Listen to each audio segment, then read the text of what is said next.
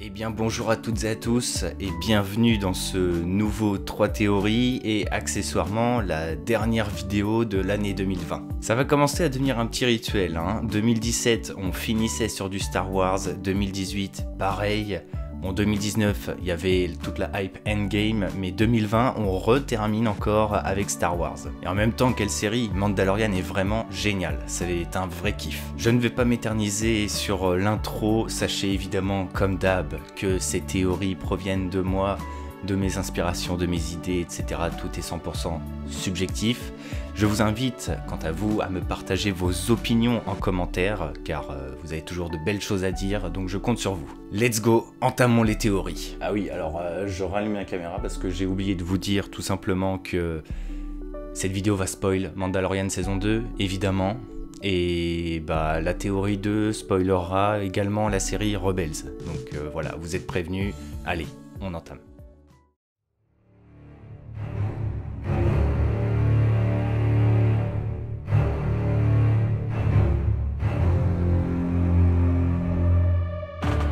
Quelque chose m'interpelle beaucoup concernant Moff Gideon.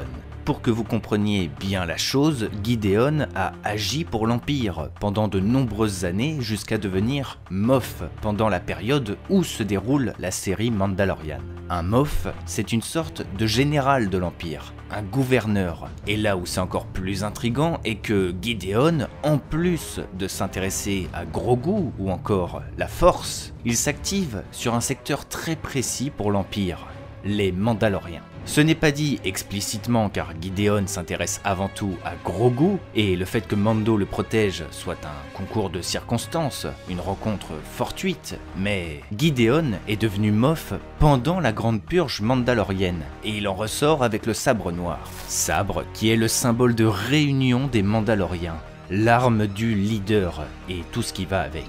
Gideon le sait très bien, au point même qu'il forcera le combat contre Din Djarin dans le but de soit le battre, et donc tout va bien dans ce cas, soit il perd mais reste quand même vainqueur au fond, car Bo-Katan n'aura pas eu son combat légitime face à lui, et donc ne pourra pas récupérer le sabre et réunir les Mandaloriens. Pour en arriver à la saison 3, Gideon est toujours vivant et n'en a pas fini avec la série.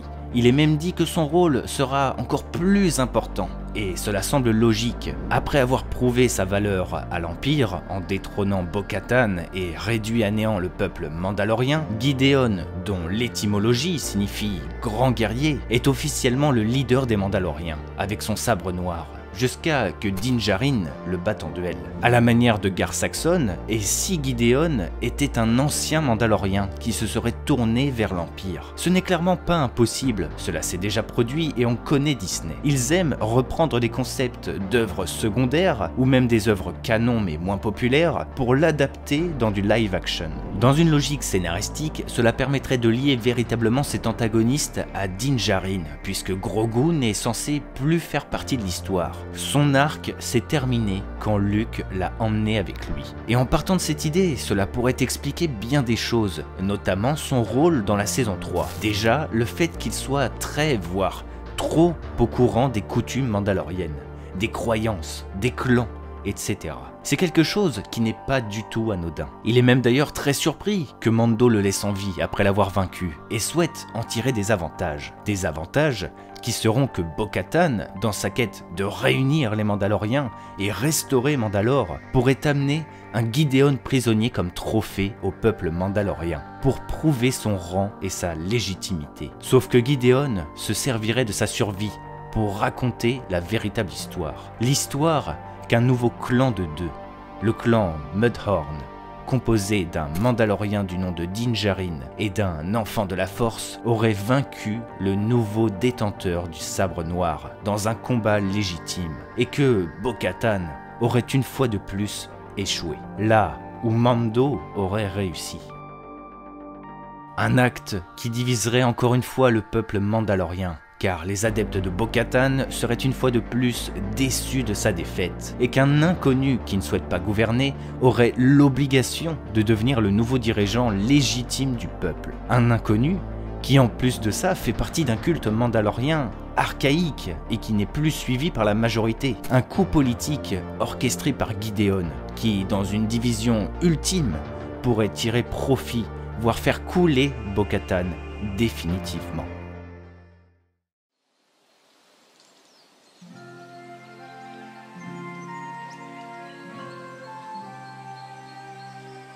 Là où Star Wars tire sa force, c'est grâce à sa grande liberté. Une liberté qui peut jouer de mauvais tours par moments. Mais Star Wars n'est pas chronologique. C'est une saga avec une histoire où plusieurs trous sont à combler. Je crois que la chose que la plupart des gens ne vont pas comprendre, c'est qu'ils veulent un récit linéaire, mais comme je l'ai appris en étant gamin, rien dans Star Wars ne fonctionne vraiment comme ça. Vous regardez les épisodes 4, 5 et 6, puis ensuite le 1, 2, 3. À la fin de Star Wars Rebels, nous sommes post-Andor, et même après la bataille de Jakku. L'Empire est tombé, Palpatine et Vador ont été vaincus, l'ère de la Nouvelle République arrive à grands pas. C'est alors que dans cette fin, Ahsoka refait son apparition après avoir été sauvée par Ezra dans le monde entre les mondes. Munie d'une cape blanche, cette dernière se présentera devant Sabine pour réaliser l'ultime quête des deux protagonistes. Les derniers mots prononcés par Ezra à Ahsoka. « Débrouille-toi pour me retrouver ». Et dans une logique de récit linéaire, automatiquement, l'idée qu'Ahsoka rencontre Din Djarin, après avoir fait son retour face à Sabine, devient évident. Sauf que non. On ne sait pas combien de temps s'est passé avant qu'Ahsoka se présente devant Sabine pour aller rechercher Ezra et Thrawn. De la même façon, quand tu regardes l'épilogue de Rebels, tu ne sais pas vraiment combien de temps se sont écoulés depuis. Il est donc possible que l'histoire que je raconte dans The Mandalorian se passe avant tout ça. Possible, je dis que c'est possible. Il se pourrait donc que le chapitre 13 de Mandalorian se soit déroulé avant la scène de fin de Rebels, et là, cela prend sens. Voire, cela apporte presque des révélations pour la suite des événements. Il est clair que toute cette histoire sera certainement développée dans la série dédiée à Ahsoka, et nous aurons l'occasion d'y revenir, mais l'histoire d'Ahsoka durera dans l'ère du Mandalorien. La même époque, la même continuité, et il se pourrait qu'il y ait plus de liens qu'on ne le croit. Seule sur Malachor, Ahsoka a dû survivre et trouver un moyen de revenir de cette planète. De par la connaissance de Bo-Katan sur la localisation de l'ex-Jedi, il semble logique d'interpréter l'idée qu'après son sauvetage, Ahsoka soit allée vers Mandalore pour retrouver cet ancien allié. Bo-Katan, qui depuis a fait la connaissance de l'escadron Phoenix et notamment le groupe d'Ezra Bridger. Ce serait elle qui aurait mis au courant Ahsoka de la situation, de ce qu'il s'est passé sur Lothal, la disparition de Thrawn et Ezra, etc. Dans sa quête pour retrouver Ezra, Ahsoka aurait dirigé ses recherches vers le grand amiral Thrawn, dans une logique de protection d'Ezra, puisque normalement, si on trouve Thrawn, on trouve Ezra. Et c'est là que cela devient pertinent. Ahsoka bat la magistrate et lui sous-traite les informations sur la localisation de Thrawn. Encore une fois, impossible de situer exactement la fin de Rebels. Il est possible qu'Ahsoka ait déjà retrouvé Thrawn, voire Ezra à ce moment-là. Mais pourquoi être revenu chercher Sabine pour repartir avec elle? C'est là la liaison possible avec Mandalorian. De par sa valeur et sa légitimité grâce à sa victoire contre le clan saxon, Ahsoka aurait pu être envoyée par Bo-Katan sur Lothal, dans l'optique de réunir le peuple mandalorien et appuyer la légitimité perdue de Bo-Katan, à qui elle avait donné le sabre. Ce serait le croisement des chemins, notamment par rapport à la théorie précédente. Par rapport à Din Djarin, Ahsoka aurait pu potentiellement se servir de lui pour retrouver un signe d'Ezra grâce à l'appel de Grogu sur Titan. Et là où ce croisement serait encore plus intéressant est que Sabine est restée sur Lothal jusqu'à l'arrivée d'Ahsoka, ce qui signifie qu'elle n'a pas forcément eu connaissance de la purge mandalorienne orchestrée par l'Empire, ce qui signifie que peut-être que le clan Vren a été décimé sous le commandement de Bo-Katan et ou dispersé à travers la galaxie. Une lourde défaite qui pourrait enrager Sabine et la confronter à Bo-Katan, accompagnée de Din Djarin. Din Djarin qui ne partage pas du tout le même culte que Sabine, une dissonance qui pourrait opposer les deux personnages dans une première approche. Ce croisement de chemin permettrait en tout cas de mêler les histoires et de légitimer encore plus la cohérence de l'univers Star Wars après Star Wars 6, avec pourquoi pas la possible réapparition de Din Djarin dans la propre série d'Ahsoka. Mais bon, je commence à m'emballer un peu, il est vrai. Je garde néanmoins la grande possibilité de voir Sabine dans Mandalorian, et certainement dans la série d'Ahsoka.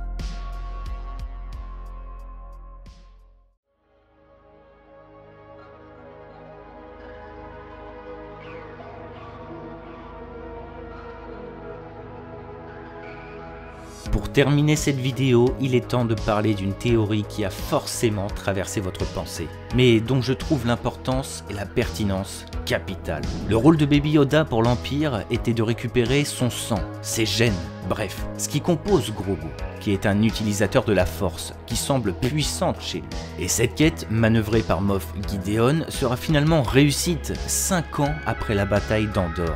Et c'est là que ça devient intéressant. Snoke est un Strandcast, une forme de vie artificielle construite grâce à diverses méthodes scientifiques. Il n'est pas né Snoke, il est devenu Snoke. Une forme de vie qui sera indépendante et qui saura manier la Force, manipulée dans l'ombre par Palpatine.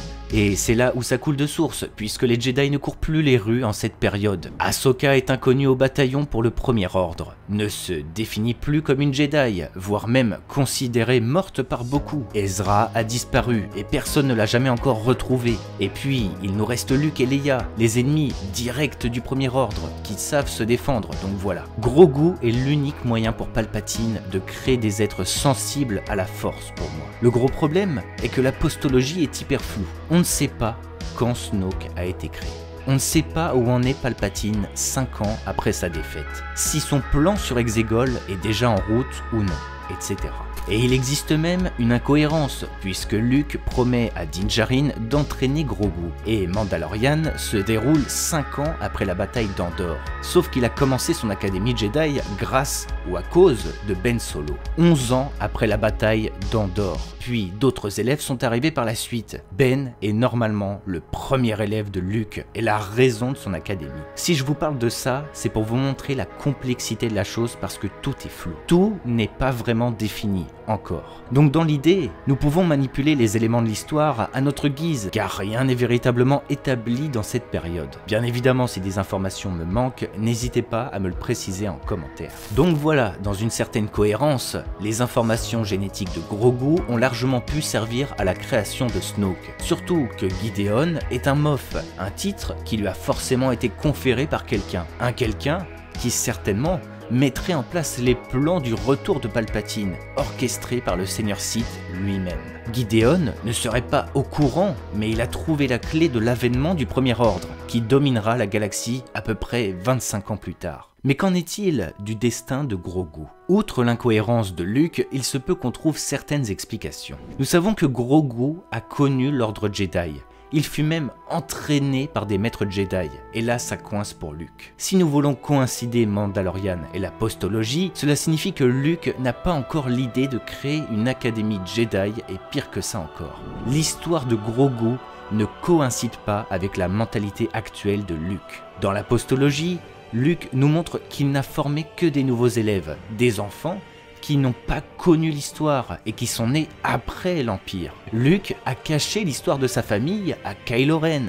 Il souhaitait créer de nouvelles bases solides. Et Grogu va totalement à l'encontre de cette démarche. Lui qui a peur, qui cache ses pouvoirs pour survivre, et qui a connu la période de crise de l'ordre Jedi. Il se pourrait donc qu'à la manière d'Obi-Wan avec la naissance du fils d'Anakin, Luke ait caché Grogu sur une planète et l'aurait entraîné aux arts Jedi, à l'abri de tous. Un entraînement qui lui aurait fait émerger l'idée de former d'autres apprentis, une idée qui sera poussé par l'existence de son neveu dans qui coule le sang des Skywalker.